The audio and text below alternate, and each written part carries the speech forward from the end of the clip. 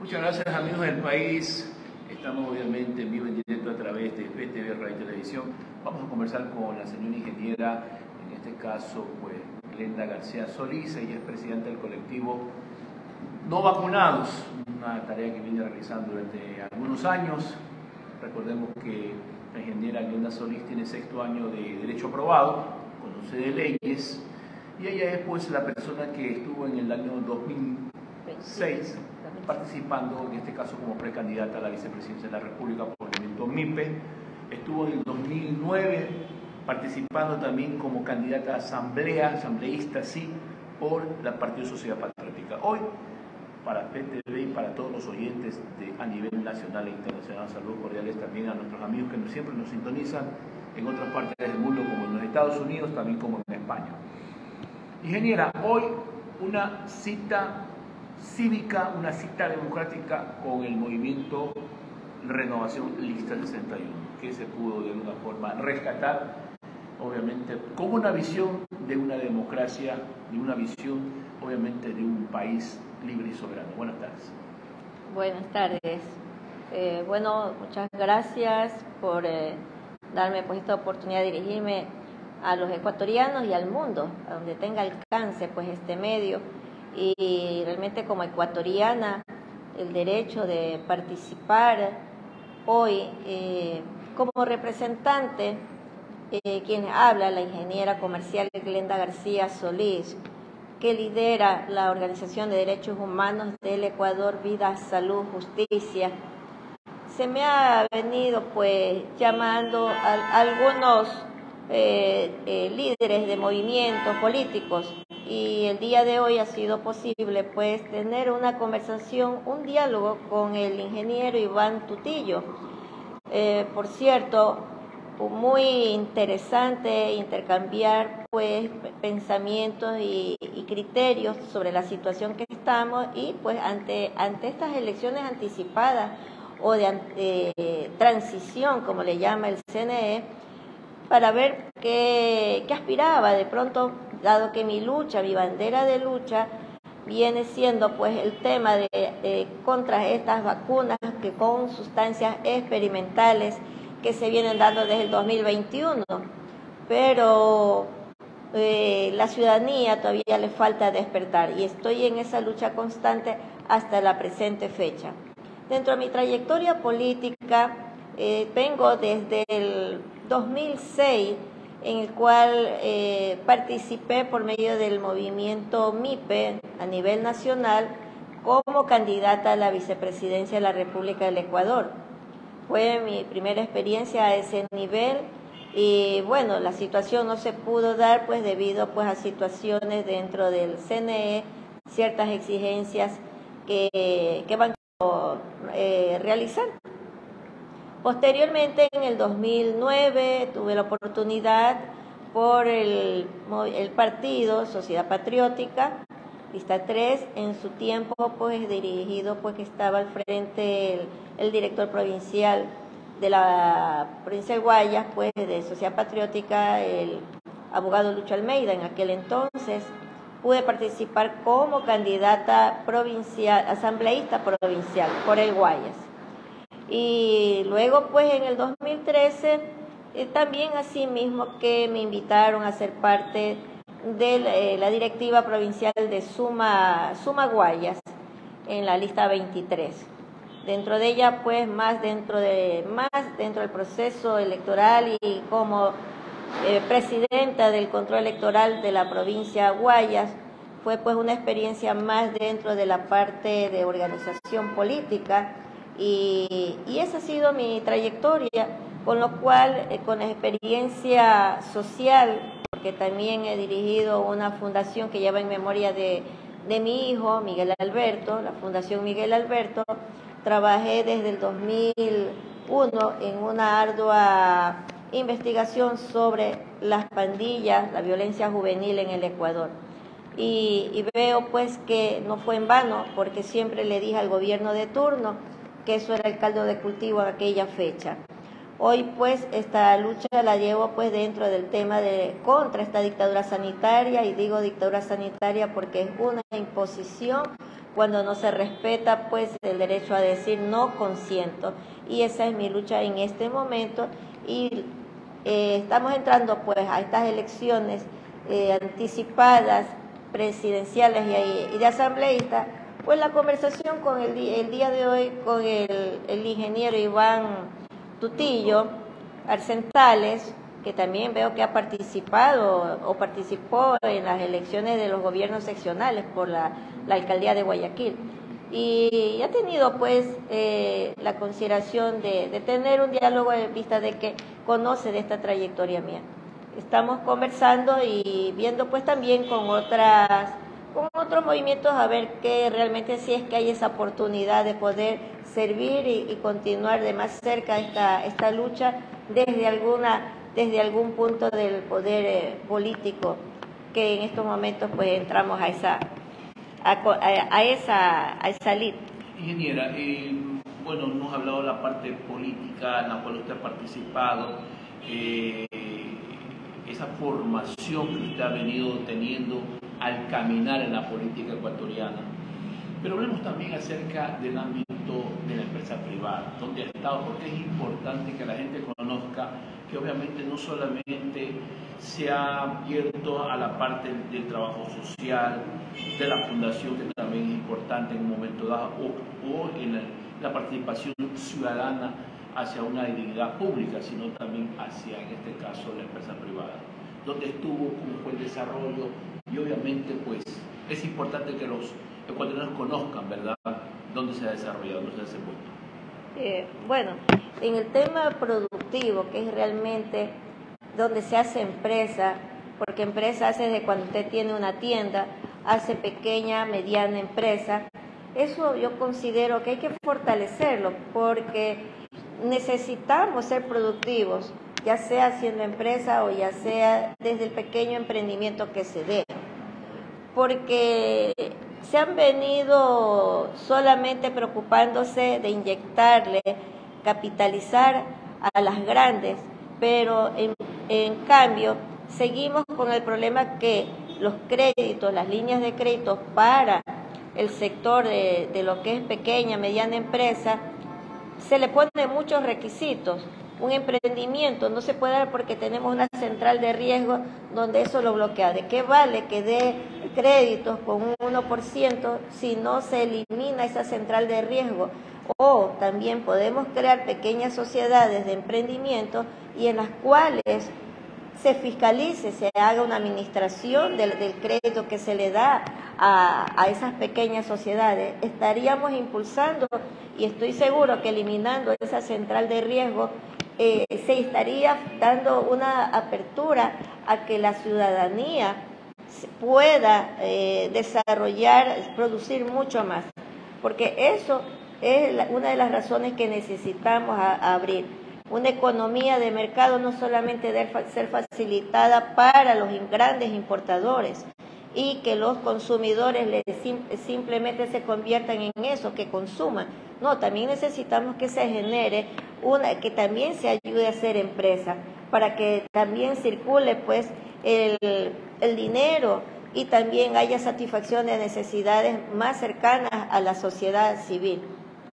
Ahora bien, también es importante conocer sobre las mesas de trabajo que usted venía participando en la Asamblea Nacional aquí en la ciudad de Guayaquil, donde obviamente pues el comité itinerante de la Asamblea Nacional, que habla de los derechos de los trabajadores, que habla de los derechos de los obreros, obviamente buscaban de alguna forma un bienestar común o una equidad laboral para todos los ecuatorianos. ¿Hasta dónde se avanzó? Ya que obviamente ya la Asamblea, dicho por el presidente, por la muerte cruzada, ya prácticamente mandó a todos a la casa. Pero ¿hasta dónde se avanzó en esa comisión para volver a retomar luego que la Asamblea nuevamente se abra? Porque era prácticamente algo muy importante para los trabajadores ecuatorianos.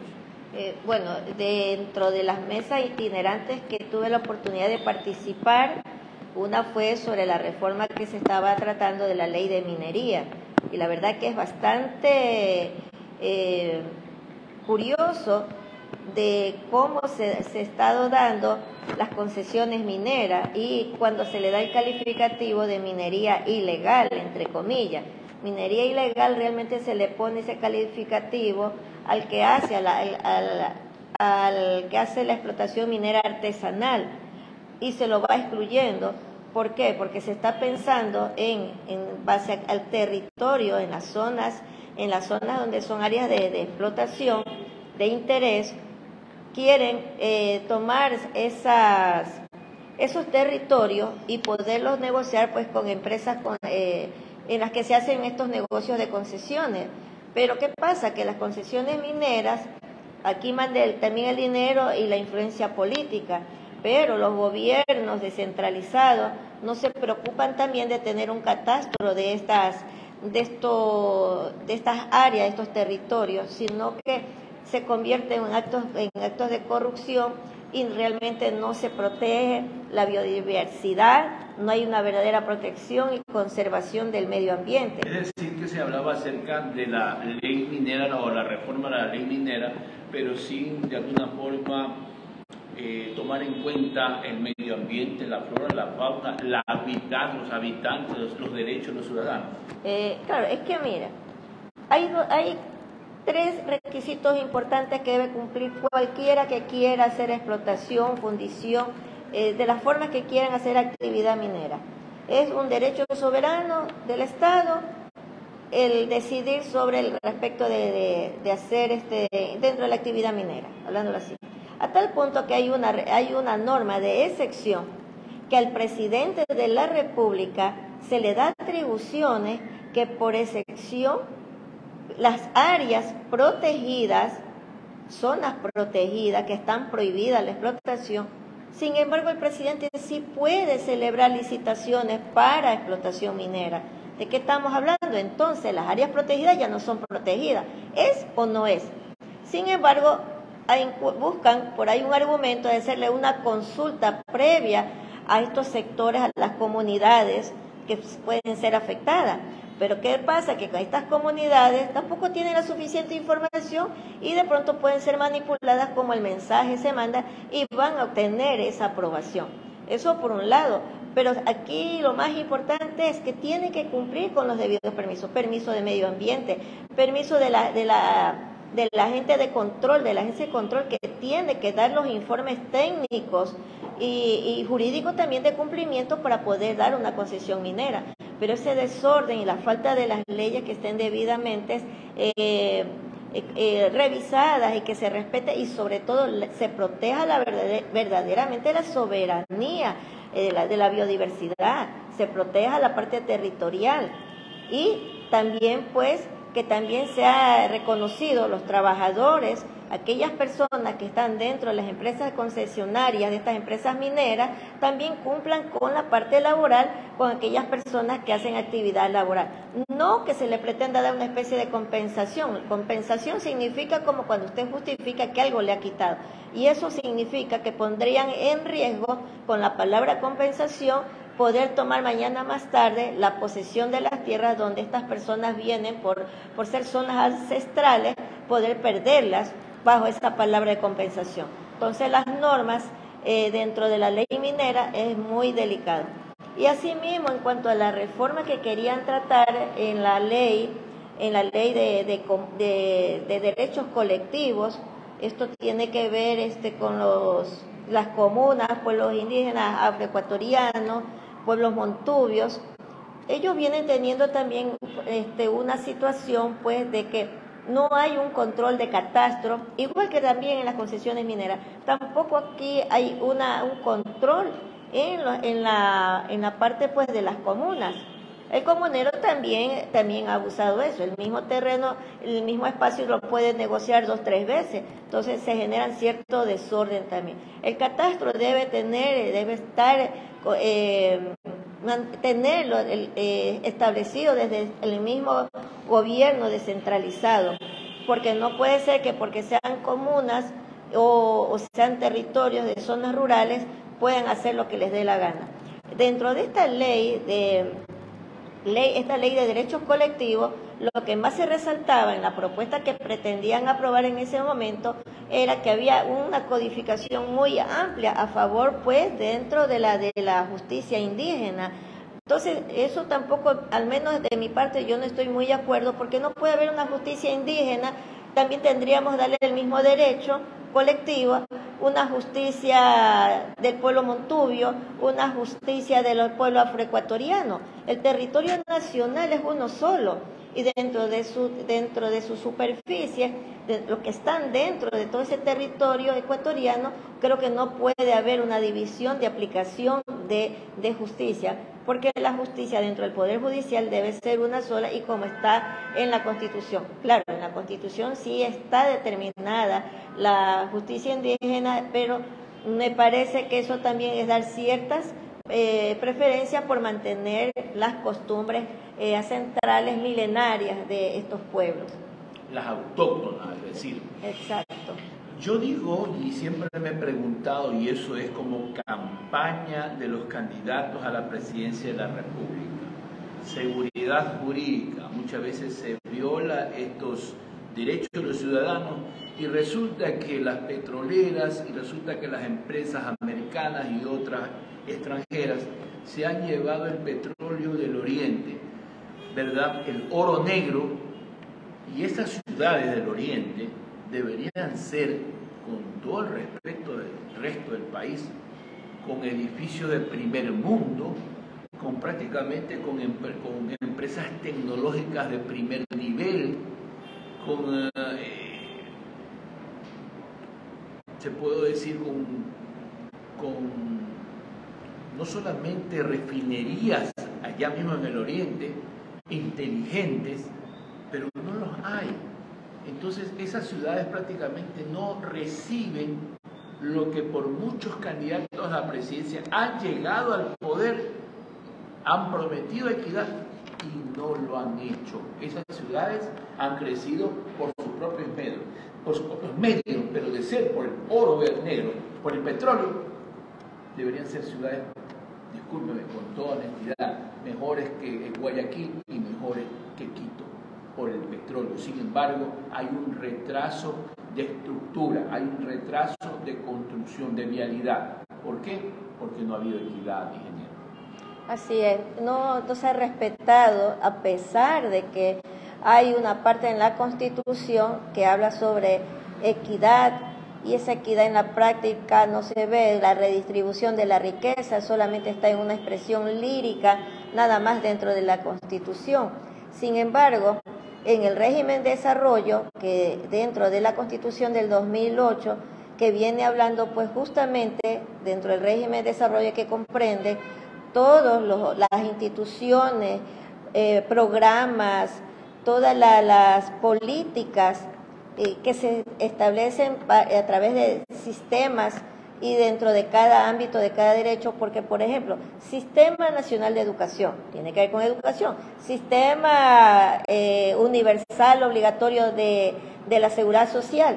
Estamos hablando también del el Sistema Nacional de la Educación, en cuanto no de educación, sino también dentro del tema alimentario. Entonces, todos son sistemas, pero en la práctica estos sistemas solo lo que sirven es para burocracia, sirven solamente para hacer una, ¿cómo le puedo decir? Llenarnos de mecanismos, largos papeleos, de informes, pero en conclusión, resultado no hay. Y el principio de eficacia que debe de haber en el Estado no se ve. Más bien eso ha venido de cumplir con la satisfacción de las necesidades del ciudadano, no lo alcanza a ver, como el tema de educación, el tema de salud, el tema alimenticio. Los recursos, como les decían antes, dentro de estas leyes, no hablan, no tratan realmente ni tampoco de qué porcentaje de las regalías cuando se hacen pues las licitaciones. Pongamos a manera de ejemplo la explotación de los hidrocarburíferas, un ejemplo nomás. ¿Qué es lo que pasa? ¿En qué territorio se hacen? Si es el oriente, hay comunas, hay pueblos que son pues pueblos ancestrales, que ellos son los que cuidan esos sectores, que son hay una biodiversidad que hay que protegerla, las llamadas áreas protegidas. Pero ¿qué pasa? Que cuando vienen pues las grandes concesiones, estos grandes inversionistas, lo ponen como que ya viene la inversión extranjera. Nosotros no necesitamos una inversión extranjera de gran magnitud, porque lo principal, ¿qué es lo que necesitamos para tener una convivencia armónica? Necesitamos cosas básicas, sobre todo la salud. Tal es así que el derecho a la salud es uno de los principales derechos que enjuga todos los demás derechos. Usted con salud está feliz, usted con salud trabaja con salud, usted tiene fuerzas para ir a un colegio, pero si está enfermo, no quiere ir ni a la escuela un niño. El padre, si no tiene salud, no puede trabajar. Entonces, el tema de salud es uno de los principales derechos que debería ser atendido dentro del presupuesto del Estado. Que resulta que dentro de lo que manda la Constitución, dentro de su estructura, cuando habla de los sectores estratégicos, la explotación de estos recursos que le llamaban pues la explotación de la matriz productiva, telecomunicaciones, el tema de hidrocarburíferos, los grandes negocios que se han hecho también a nivel del tema del mar, de la fauna marina, porque ahí tenemos el tema de la Convemar, que prácticamente también hemos perdido de las 200 millas, se han negociado y nos hemos reducido a 12 millas, que eso hay que también ponerle atención. Entonces, estamos regalando el país por todos lados. En estos tiempos, después de la pandemia, la explotación en cuanto al espectro radioeléctrico se está viendo a la vista en los sectores del oriente. Tenemos empresas extranjeras estadounidenses que se están asentando para instalar redes, aparatos digitales, supuestamente para llevarle más conectividad a la población. No, señores, las personas que viven en el oriente lo que necesitan es darle una mejor atención en educación básica, por lo menos. Necesitan tener servicios básicos, tener un servicio tal vez de agua servida, un tratamiento del agua. Pero, ¿qué es lo que resulta? Que cuando hay la explotación petrolera, uno de los primeros problemas que tiene es la contaminación del agua. Las personas allá están enfermas por las contaminaciones, cuando se dañan pues estas tuberías de la explotación del petróleo. ¿Y quién responde por la salud de esas personas? Sin embargo, en el plan de desarrollo, que debe estar establecido el porcentaje que vaya destinado de donde extraen todos estos recursos, ellos debieran ser los mayormente atendidos, pero no, se toma todos estos ingresos dentro de la balanza de pagos del Estado y resulta que tenemos que son los sectores menos atendidos y termina habiendo pues una migración a las ciudades principales del país. Esmeralda, una tierra rica en minerales, sin embargo, esa explotación minera ya no se la aprovecha para ellos mismos y resulta que tenemos una migración a Guayaquil y se convierten en asentamientos de pobreza porque el Estado realmente no cumple con la redistribución de la riqueza. Tenemos recursos, pero esos recursos están mal destinados, no porque no lo sepan, no porque no han sabido, sí lo han sabido. Son los contratos que están celebrados de una manera en la cual prevalecen otros intereses y no la satisfacción del pueblo ecuatoriano. Ingeniera, para finalizar, estamos ya en vivo en directo, son las 5 de la tarde con 42 minutos, amigos del país, vamos a finalizar. Esta ha sido una transmisión a través de, en este caso de FTV Radio y Televisión, a través de la plataforma de Facebook. Hora 17, pues está informando en una entrevista. ¿Cómo toma usted la muerte cruzada? El presidente de la República mandaba leyes, proyectos de leyes, la ley en este caso de inversiones que no la aprobaron, la mandaron a archivar los asambleístas, después la ley tributaria que entró por el Ministerio de la Ley en los 30 días, la ley creo que los activos que tienen las personas, activos, ¿verdad? De los patrimonios tampoco la aprobaron, es decir, toda ley que presentaba el presidente, los asambleístas al parecer no lo aprobaban, lo mandaban al congelador. De pronto pues hablaban acerca de un peculado, hablaban acerca de que iban a sacar al presidente, pero el presidente los madrugó y disolvió la asamblea a través del decreto muerte cruzada. ¿Cómo lo toma usted? Bueno, la verdad que yo no he estado de acuerdo con esa muerte cruzada porque el presidente tenía que cumplir su periodo y hasta para que rinda cuentas de lo que ha hecho en su gobierno tenía que terminar.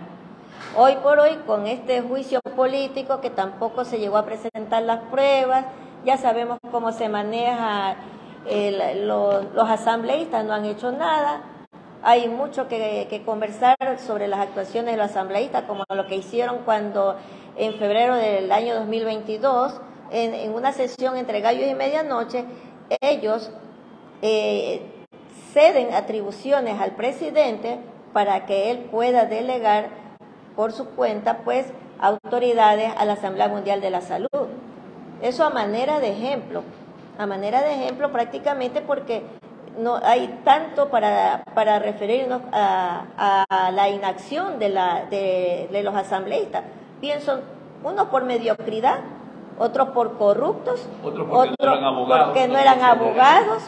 Entonces, como llega cualquiera simplemente a ser asambleísta, pues, ¿qué se le puede pedir más a estas personas? Lamentablemente, somos los ciudadanos los que en las elecciones pues vamos y depositamos en las urnas pues estos votos. La muerte cruzada realmente no. La ciudadanía, el electorado, que vote con qué, con memoria, con conciencia, que vote realmente, que vote con personas que realmente van a ser los representantes de ellos y que van de alguna forma a luchar por ellos, porque dicen padres de la patria, representantes del pueblo, a la larga llegan allá y muchas veces se olvidan. Bueno, ahora pues se está enviando por vía decreto ley una serie de proyectos el presidente ante la Corte Constitucional, que es el que va a tener que aprobar hasta que se dé pues las próximas elecciones, que creo que es ahora en agosto. Pero estas elecciones, a pesar de ser un corto tiempo, son muy decisivas para la soberanía y los derechos de los ecuatorianos. Si la ciudadanía no despierta y no pone atención, no se pueden estar lamentando después. Tienen que poner más atención que nunca en estas elecciones, porque tenemos que saber qué es lo que está pasando en el Ecuador. Es responsabilidad de cada ecuatoriano poner atención y buscar información. Si no la conoce, búsquenla, para que sepan por qué van a votar. La vuelta electoral. Y obviamente muchos partidos políticos ya están empezando a ver cuáles son los cuadros para que puedan de una forma llenar, en este caso, pues, los números de asambleístas y poder participar. Esto es lo que se vive. Un agradecimiento a la ingeniera públicamente por permitirnos, obviamente, conocer un poco su trabajo, su trayectoria y sus aspiraciones. Una de ellas, ser parte de la Asamblea Nacional. Decía por ahí, ingeniera, no sé si me equivoco, tras micrófono, alguien me decía por ahí, don César decía por ahí, quizás si hay la posibilidad, ojalá vaya a la Asamblea, porque yo la he visto, y eso sí les digo, amigos del país, soy testigo de que la ingeniera, cuando hace una exposición ahí en la Asamblea Nacional, sea en el tema de trabajadores, en el tema minero, en el tema de educación, la ingeniera expone, y los asambleístas parece que fueran parte de los que van a escuchar, y más bien ella es la que aparece asamblea. Le soy franco. Hay muchas personas que llegaron a ser asambleístas por el partido o por los que al frente están, pero pocos de ellos nunca presentaron ningún proyecto. Esperemos obviamente que en esta ocasión se consiga a las personas más educadas, hombres y mujeres que hagan historia en la República. Ingeniera, las aspiraciones, ¿será posible o lo está pensando? Bueno, si hay posibilidades, yo no forzo nada, porque realmente yo aspiraba, de pronto era en el 2025, pero esto fue sorpresa, estas elecciones anticipadas. Pero si hay posibilidades, bueno, siempre y cuando estén dentro de mis principios, que es defender esta soberanía y ver lo que puedo hacer por este pueblo que necesita mucha atención. No solamente el tema ahorita es político, es un tema a nivel de soberanía en general, en todos los aspectos, porque nos están convirtiendo solamente en consumidores de las grandes potencias y tenemos que rescatar nuestro país. Nosotros tenemos comida, tenemos, gracias a Dios, la bendición de Él, esta tierra bendecida, pero nos falta voluntad a los ecuatorianos, y eso es lo importante que tenemos que aprovechar y pensar bien en estas elecciones cuando vayamos a dar el voto. Okay. Bueno, nosotros hasta aquí la Amplifón agradecemos la Cámara en este caso y la coordinación del licenciado